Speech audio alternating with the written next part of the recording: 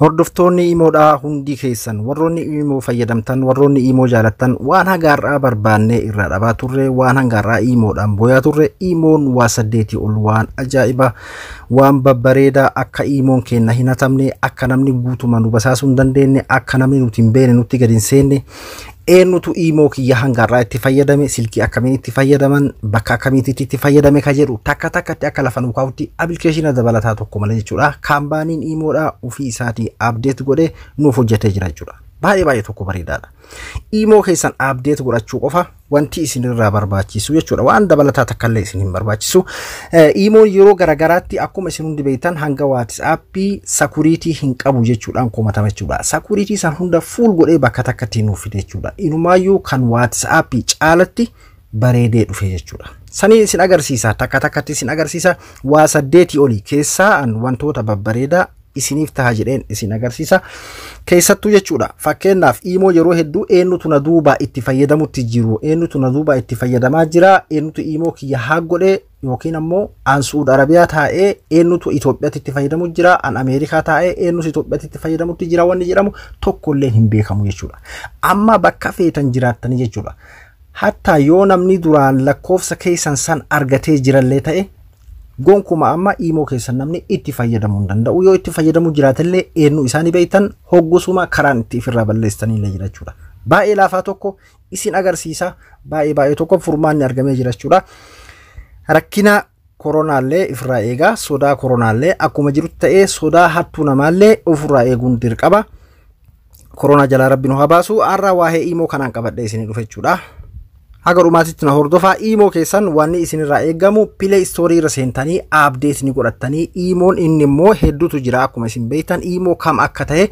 keessaa imoo isa sirriidha kana jechuudha imoo free video call in the chat ka jedhutan jechuudha imoo lightis miti imoo beta illee miti imoo HD illee miti jechuudha kanneen miti jechuudha kanneen irraa kan ammoo adda baafachuu qabdan likkitti imoon hedduutu jira waan ta'eef imoo betatu jira imoo lightitu jira imoo HD tu jira akkasuma imoo bilastu jira jechuudha imoo shanan kana keessa imoon isin buufachuu qabdan hatta amma duran imoo kan mallaqaan bitamu tokkollee isin barsiisee jira jechuudha sanillee miti ammantan kanatti yoo fayyadamtan baay'ee tokko bareedaadha imoo shanan kana keessa akka isin harkaa waliin dhoyne kaawwan hundinuu milikkata garagaraa qaba imoo beettaa jedha wanni irra isin deddeebi'uuf akka isin harkaa waliin dhoynee fi imoo light jedha imoo HD jedha imoo bilas jedha jechuudha kanneen hundarraayyuu kan imoo free video call jedhu kan namni miliyoona 500 download godhatee jiru kana buufattanii jechuudha yeroo hundaa'u imoon original isa kana jechuudha tokkolleen imoon kana hin ga'u jechuudha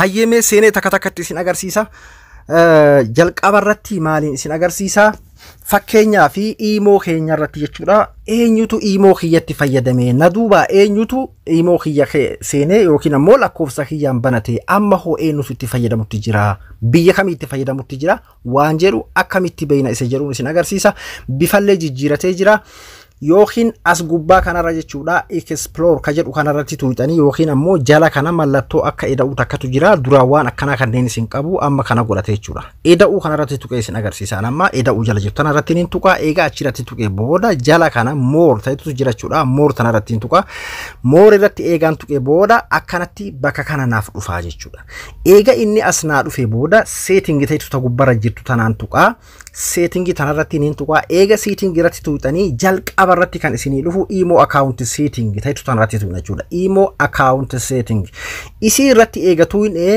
kan gubbaa kunneen duraanuu ni jira jechuudha amma haareenni amma isin agarsiisuu deemu kaminni manage device inni kun baay'ee tokko bareedaadha manage device akkamitti telefoona kee kana control godhuu feeta nama imo telefoona kee kana malee nama biraa banate akkamitti to'annaa kee jala oolchuu barbaadda kan jedhudha jechuudha kanaafuu isarratti ni tuu'na isarratti yeroo tuu'ne haala kanaan nu dhufa amma fakkeenyaaf kiyyarratti telefoona lama naafite telefoona lameenu biyya namni itti fayyadamutti jirullee kuno biyya namni itti fayyadamutti jirullee naaf fideeti jalattillee nama biraa ka itti fayyadamu jiru naaf fide kan gubbaa keessan kan isin itti fayyadamu jirtan jechuudha S7 S9 Plus itti kan fayyadamutti jirudha. G9 65F kan jedhu jechuudha. Samsung kana namni itti fayyadamutti jira. SM G9 65F Samsung G95 itti fayyadamutti jirtaadha. Kun kiyyanaaf immoo jira. Kan jalaa immoo SM C900 Samsung C900 jedhamtu namni biraa itti fayyadamutti jira. Eessarraa kunoo jalattis biyya katabee jira jechuudha. Yoo jalatti imo keessan namni 4-5 fayyadamutti jiraatellee akkasumatti gad isinii tarreessaa jechuudha. Amma kanaafuu falli isaa maalinni duuba ka gubbaa ka isin jirtan ka kunoo inni asitti isiniif hima jechuudha. Akkuma inni isiniif himu kanarratti jechuudha. Korreent isa jedhu kana qofa jechuudha. Isa sirriidha ka jedhu. Kun amma asitti akka isin harkaa waliin dhooyne korreentiin isa isin fayyadamutti jirtanidha. Kan asii gadi jiru yoo 10 illee dhufe as jalatti yoo telefoona keessanii ala kan namni biraa jiraatu ta'e hatamtanii itti fayyadamutti jira. Hatta lachuutu kun amma fakkeenyaaf kanallee itti fayyadamutti jira kunillee itti fayyadamutti jira jechuudha. Kanaafuu amma kan gubbaa kan itti fayyadamu jiru waan ta'eef ka jalaa kana kan namni biraa itti fayyadamutti jiru isa kana. Ammoo garuu kan amma isin agarsiisuu fi telefoonuma kiyya jechuudha. Irratti gattuqa yeroo irratti gattuqa kunoo imo inni fayyadamutti jirullee hattanaaf himaa jechuudha. Android 9.800 imo fayyadamutti jira jedha. Gartanii hatta imo inni fayyadamutti jirus mobile inni fayyadamutti jirus biyya inni fayyadamutti jirus takka takkatti naaf hima jechuudha. Amma duuba delete hoggoon godhe asirratti delete hoggoon godhe nama san bira delete ta'a jechuudha. Ifa isinii laaftumatti ifira delete godha jechuudha. Kana booda imo eenyutu na waliin itti fayyadamutti jira sodaan tokkolleen hin jiru jechuudha. Kana jechuudha tokko na irraa jaaladhe. Inni biraa ammoo maalin tokkos kan akkuma kanaatitti hedduu takka irraa gammadee jiru maalinni akka eenyu faasii hordofu feetaa. Fakkeenyaa fi imo irratti akkuma isin beektan namni kamiyyuu yoo gartee lakkoofsa isin qabaatanis qabaachuu baatanis namni arge isin dawwalu maamila isin godhachuu danda'a jechuudha. Har'aan booda wanni akkasii sun hin jiru. Inni sunis hafee jira jechuudha. Isa kan argachuudhaafis bakkuma reefuu kana eda'uu tana tuuidha. Yoo feetan asirraan seenuu hin dandeessanii eda'uu jalaa tanaanii tuuidhanii eega eda'uu tana tuuidhanii booda jala kanarra moortatu jira jechuudha. Moor tanarratti ni tuuidhanii eega moorii irratti tuuidhanii booda ammallee bakkuma reefuu seetingitti deebitan jechuudha. Seetingitti ni deebina. Eega seetingitti deebine booda privacy tajettu tana seenna jechuudha ammallee. Privacy tana seenna eega privacy seenne booda maal nuu fida duraan privacy keessa namoota gartee online jiraachuu dhabu waan akkasii kanneen nuu fida jechuudha. Amma eenyu akkasitti dawwalu barbaaddaa jedha jala kanatti. Eenyu akkasitti dawwalu barbaaddaa kanarratti ni tuuxanii eega asirratti tuuxanii nama isin seef godhattan qofa abbaan argee akka argetti nambara keessan qofa qabatee isinii bilbiluu gonkuma hin danda'u jechuudha. Ifa isiniif asirra dhufa fakkeenyaaf amma yeroo isin seentan imoon keessan jechuudha haga guutanitti gubbaa kanarratti dhufa garuu isin maal gootanii jala kanarratti gootanii nama isin seef godhattan malee abbaan fedhelleenu isinii dawwaluu hin danda'u jechuudha. Imoodhaan duraan nama nuti hin beekne hundatu lakkoofsa keenya yeroo argate nutti bilbilan jechuudha. Amma booda abbaan fedhe bilbiluu hin danda'u namni isin seef godhattan malee jechuudha. Yoo isin asirraa hayyamtaniif malee jechuudha. Ammallee inni bira maalinni kunniin garuu wantoota isin hojjettanidha. Fakkeenyaa fi namoota akka isin waliin argine yoo godhuu barbaadan kana jalatti galchitanii kunumaa agas hunda waan jabaa miti isa isinirraa dhiisa. Ammas maalinni bira wanni isiniin jechuu barbaadu fakkeenyaa fi hojii kee eenyu akkasi arguu barbaaddaa keessattuu bakki kuni baay'ee tokko securityidhaafis namoota gartee akka nama hedduudha wal qunnamtan hin barbaanne eenyu akka online atti jirtu si arguu barbaadda hojii kee eenyu akka si arguu barbaadda waan akkasii kanneen hunda ifirraa hidhuu dandeessan jechuudha. Duraan hin qabu isa kanallee jechuudha. Jala kanarra eda'uu kanarra ni tuuxanii eega eda'uu kanarra tuuxanii booda akka isinii galuuf hin uf duuba deebuutti jira. As more tettona tuuxan jechuudha. More tana eega tuuxanii booda setting tettona tuuxan setting tanarra ni tuuxanii eega achi tuuxanii booda ammallee jala kanarra tajirtu jechuudha. Sadaffaa irra tajirtu jechuudha. Function tajirtu jechuudha. Isii tanarratti tuuxan. Kanarratti eega tuuxanii booda kunoo akkuma agartan kanarratti kun amma eenyu namoota akka inni si hordofu barbaadda hojii kan kee. Fakkeenyaaf online jiraachuu kee, live jiraachuu kee, akkasuma friend of friend. Fakkeenyaaf amma kun ammoo maalinni kun amma fakkeenyaaf ka wannaati. Friendii keetii akka si argatu ni barbaadda. Friendii keetii akka si argatu ni barbaaddaadha.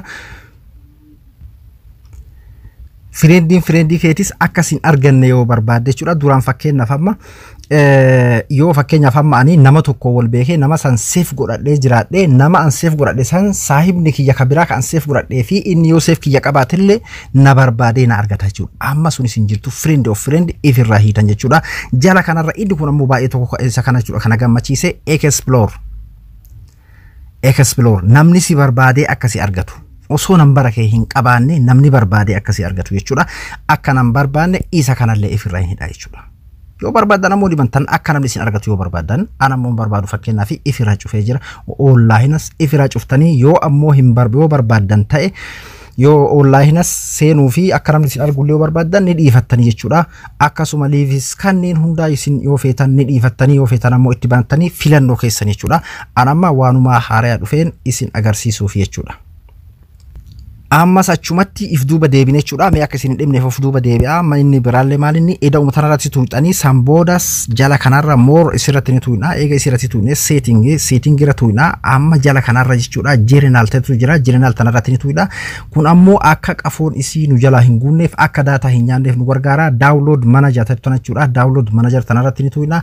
Eega asirratti tuu'ine booda kanas duraan hin qabu jechuudha. Waan iimoodhaan nutti ergamu guruppiis tahee nama dhuunfaarraan kan ergamu waayifaa qofaan akka naagabbuu barbaada yoo ka isin jettan taate daataa keessan akka isin jala hin nyaanneef isii tana haala kanaan bantaniif jechuudha. Kunoo isii kana bantaniif yoo ammoo lakkee haaseenuun irratti yeroo hundaa hoo jettan taate irraa cuftan jechuudha. Isii kana kunilleen akka daataa keessan hin nyaanneef footoo fi viidiyoo namni isinitti ergu akkasuma ammallee akka daataa keessan hin nyaannee fi akka ofiin isin irratti hin buune yoo barbaadan waayifa qofarratti akka isin seenuu godhachuu dandeessan jechuudha.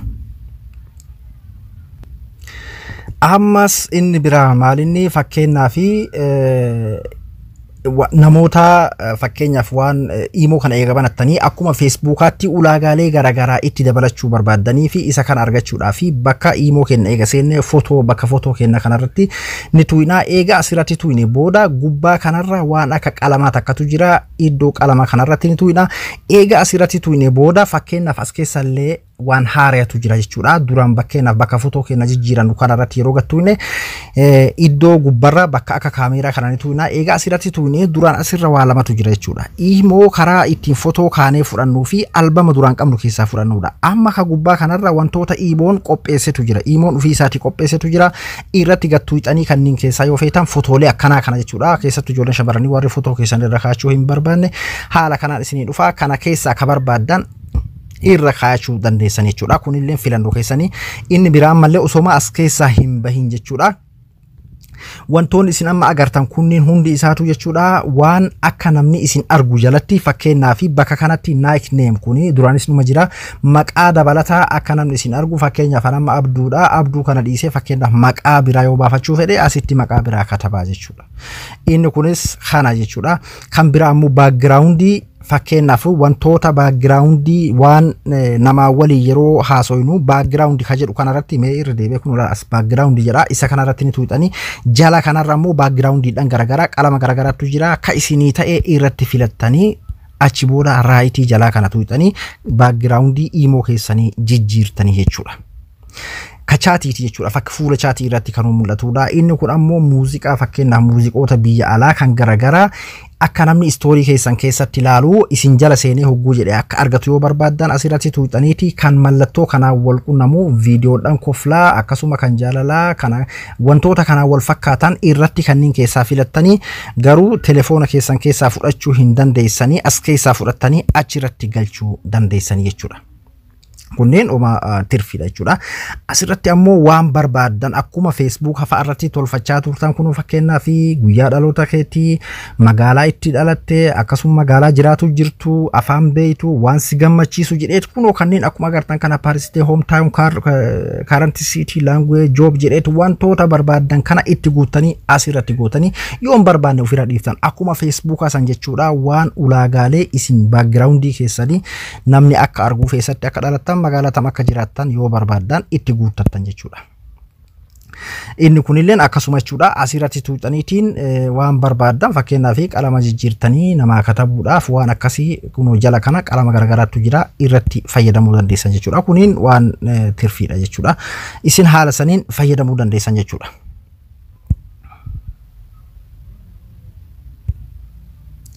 Ammas inni bira asuma footuma keenya kanarra ni tuuna eega asirra tuunee booda eenyutu fakkeenyaa fi namoonni nalaalan eenyunni. Namni seenee imo kiyya laale eenyunni fakkeenyaaf footoo waan adda addaa jechuudha waan laale seenaan kabiraati miti asirra iddoo notification kana tuutanii jechuudha kunoo fakkeenyaa fi namoota kanneentu nalaale jechuudha namoota ani hin beekne online irratti na arganii warroota nalaalan jechuudha amma online cufeetiin jira haala saniin kanallee beekuu dandeessan nama 8 jechuudha kunis isa kana jechuudha.